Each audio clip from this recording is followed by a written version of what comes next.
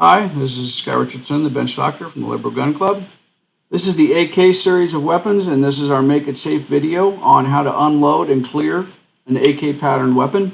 This is an AKM Romanian rifle, but all the AK series of weapons operate the same way, and the controls are in the same places. So it really doesn't matter which model you have.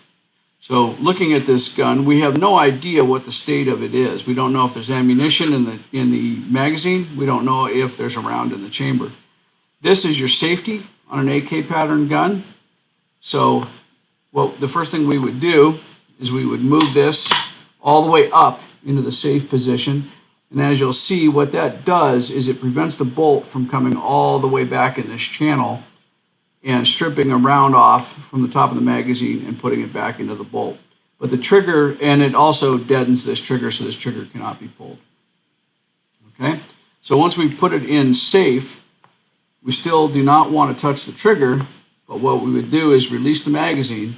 And on the AK series of weapons, the magazine releases right here in front of the trigger guard. So you push forward, and then you can just rock the magazine out.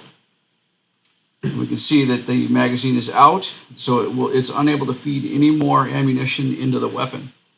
From here, since the gun is up and in safe, we cannot pull the bolt all the way back, but we can pull it far enough back to inspect the chamber right here. Okay, you can see down in the chamber of the gun that it's empty.